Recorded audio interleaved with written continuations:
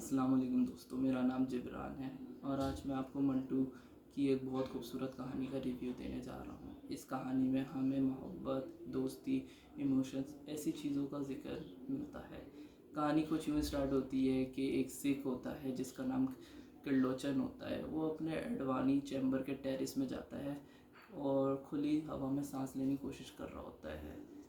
اپنے ہی فلیٹ میں رہ کر وہ بے چین ہوا جا رہا ہوتا ہے، جو کہ اس کی بے چینی کی وجہ اس کی محبوبہ ہوتی ہے جو ہندو مسلم فسادات کے بیچ میں دب گئی ہوتی ہے۔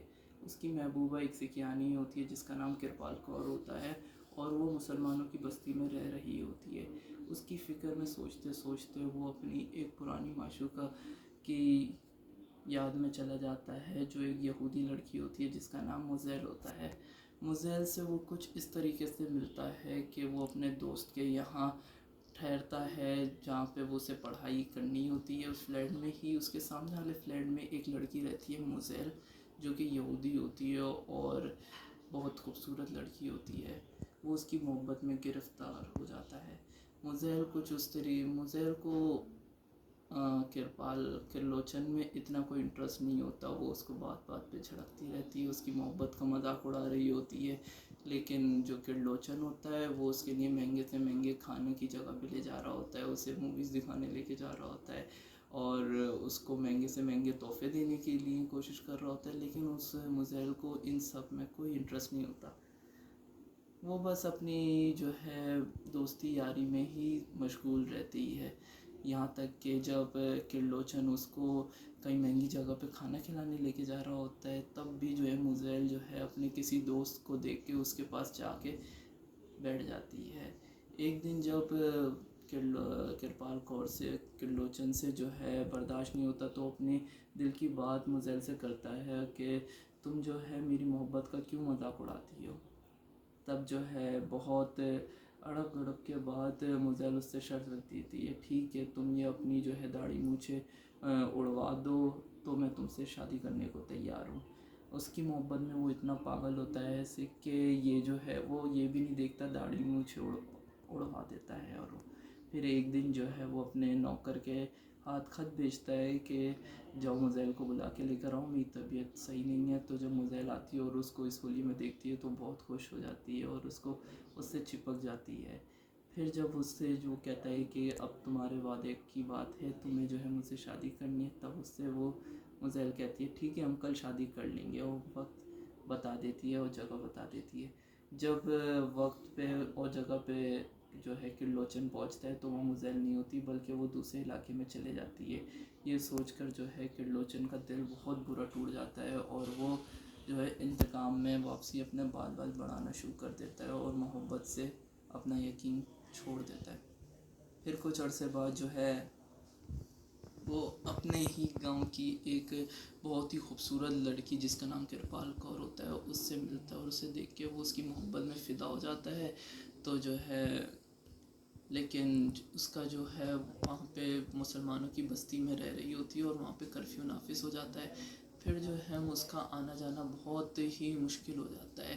بہت عرصے کے بعد جو ہے وہ اسی اپنے چیمبر کے جو ہے ٹیرس پہ کھلی ہوا میں سانس لے رہا ہوتا ہے۔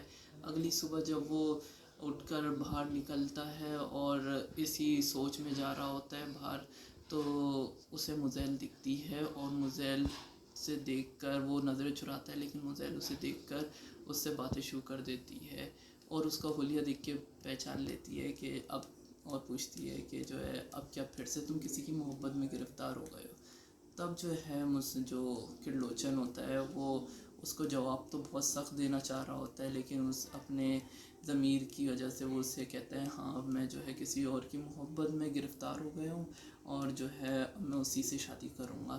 تب جو ہے جو مزیل ہوتی ہے وہ اتنا سوچنے کا تو عادی نہیں ہوتی ہے، لیکن اس کی بات پہ بہت سوچتی ہے اور اپنا جو ہے ظاہر تو نہیں کرتی، لیکن مزیل کا جو ہے دل ٹوٹ چکا ہوتا ہے۔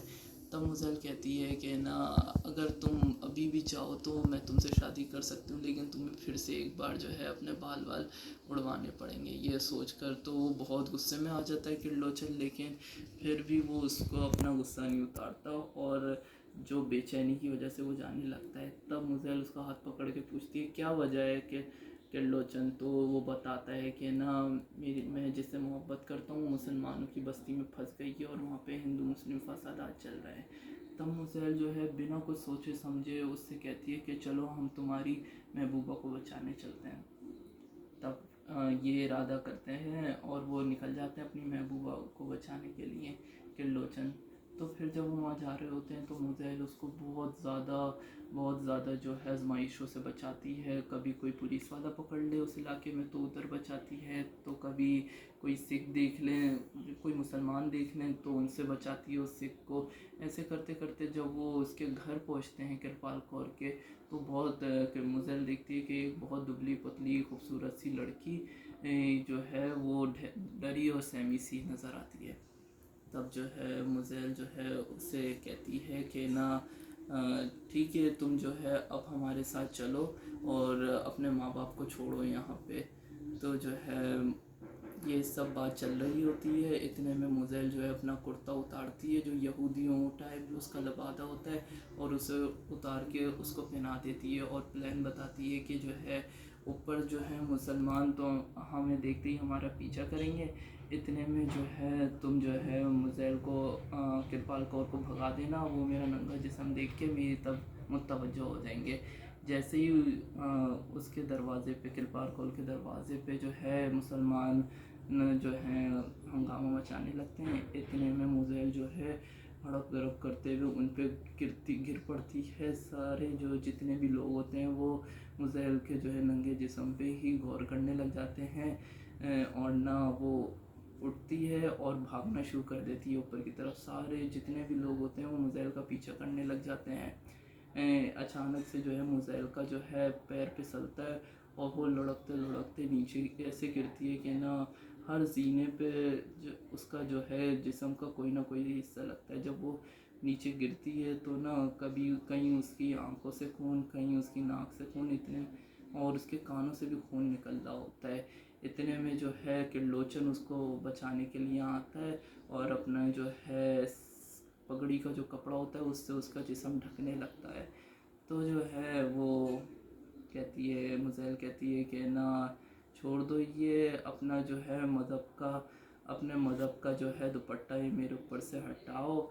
और कोट वट में पूछती है कि मैं जो है काम हो गया, तो बताता है उसको कि हाँ काम हो गया। वो इसी के बारे में पूछ रही होती है कि किरपाल कौर जो है वो निकल गई इस जगह से या नहीं निकली।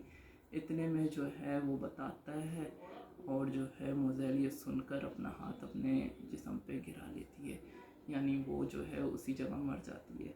तो जो है इस सबक से ये होता है, तो इस स्टोरी में हमें ये सबक मिलता है कि ना जब मोहब्बत जो है उसके दरवाज़े पे आती है तो उसे वो कबूल नहीं करती है, लेकिन जब वक्त निकल जाता है तो सिर्फ अफसोस करने के अलावा कोई और चारा नहीं होता।